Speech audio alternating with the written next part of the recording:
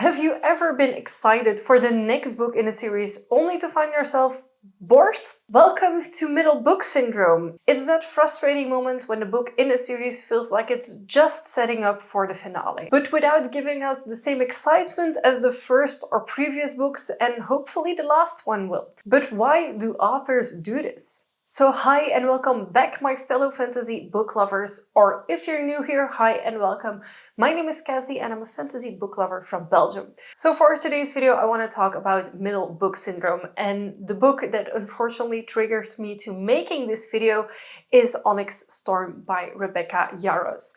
If you are not aware of this series, it is the Empyrean series. It's gonna be 5 books or 7 books, I don't know at this point, but the first one was Fourth Wing, the second one was Iron Flame, and we just had in January the release of Onyx Storm.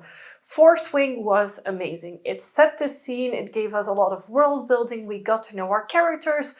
Iron Flame built onto new parts of that same realm that we were exploring, but book 3 Onyx Storm felt like it was very muddy to me. For me, it dragged on a lot about themes that were already in Iron Flame. It set up for more that could be happening, but it lacked the depth and the excitement that I had for the other books. Only around half the book did I feel like we were going somewhere, literally and figuratively. And we actually went to a new part of the world, which as always feels exciting to me. And honestly, the only thing that saved this book were its dragons. And that's unfortunate because this is a series that I thoroughly love. And I know that, or I hope that the next books will be amazing and conclusions to the series. But it's very often in a series that you have this middle book syndrome. And also, unfortunately, that's the case with Onyx Storm. Now I want to, of course, give you more examples, but middle book syndrome actually refers to mostly the middle book of a trilogy. And this is the way that books are written and that series are made. The first book, you always are new to everything. You need a lot of explanations, you get to know our characters, you get to know the world that you're in. And book 2, that kind of continues, but you miss that excitement of being fresh and new in this world, and we are setting up for the conclusion, but it's not the conclusion yet. That most of the time only happens in book 3, and that's the case with a lot of series. And a good example for this is The Hunger Games. In the first book, we actually have the setup of everything. In the second book, we kind of go back to it, but not entirely, and then we actually continue on and we see what's actually going on. That second book is a necessary link between book 1 and book 3, but it feels kind of boring. Another book series that I felt did this was the Akotar series. In book 1, we have this Beauty and the Beast kind of setup where our main character gets taken from the human world into the Fae realm by Tamlin of all people. But in book 2, we follow the shift in our main character as she goes from one course to the other, is taken back and forth between them. And this is more of like an emotionally heavy book than actually a plot heavy book.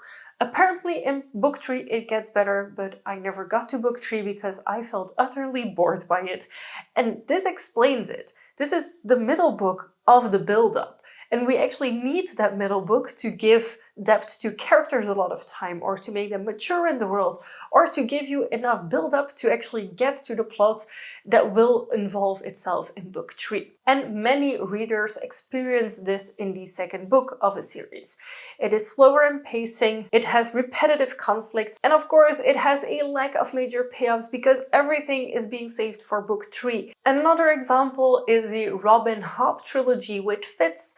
I really enjoyed book 1, where we get to see Fitz grow up literally and him developing his personality. But I don't need a second book of that with a little bit of build up to the conclusion that will maybe come in book 3.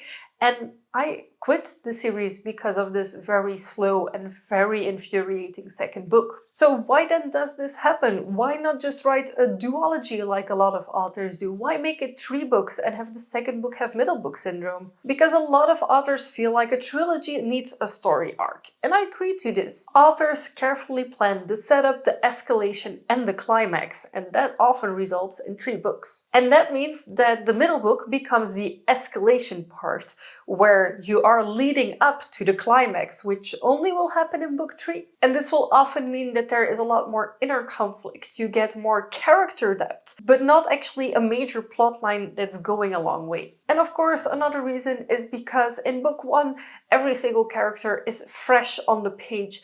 And in book 2, you get to often delve deeper into their character.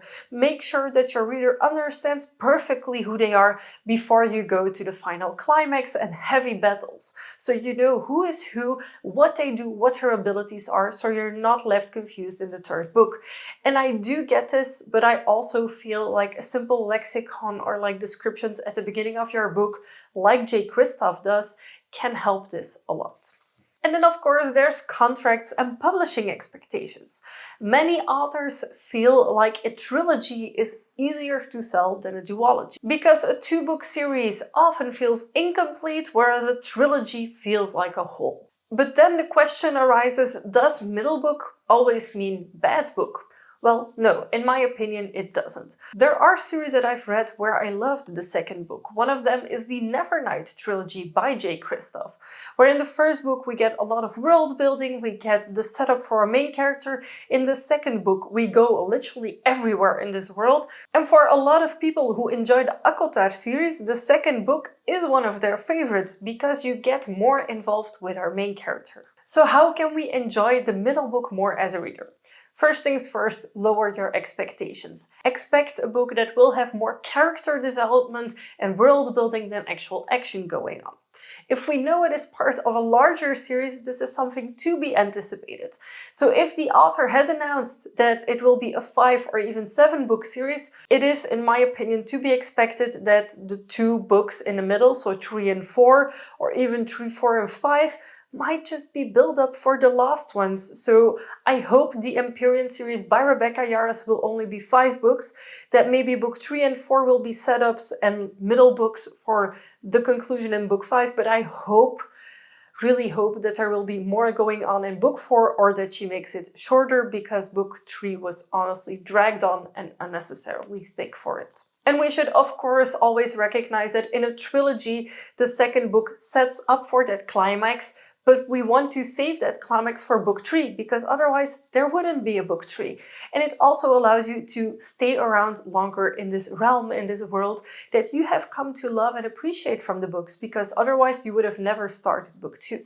So the main thing to keep in mind is to slightly lower your expectations for a middle book, and to know what the build-up of a book series is. 1st book, introductions. 2nd book, build-up. 3rd book, finale and climax. And once you know that, it will make a lot more sense, and you will be able to manage your expectations a little bit easier when reading the 2nd book in a trilogy. And I hope that this video encourages you to maybe stick through the 2nd book of a trilogy, even if you're not thoroughly enjoying it, because it will be worth it in the end once you get to book 3. So how do you feel about this middle book syndrome? Do you enjoy the more build-up books where you get more character development than actual storyline happening? Or which middle books did you really enjoy? I would love to know, so feel free to share in a comment down below. And of course, if you have any frustrations with specific middle books, feel free to share them as well. If you enjoyed this video, feel free to give it a big thumbs up. And if you want to see more videos by me, don't forget to subscribe to my channel. I make new videos every week, and I would love to have you for every single one of them. Thank you so much for watching, and happy reading. Bye!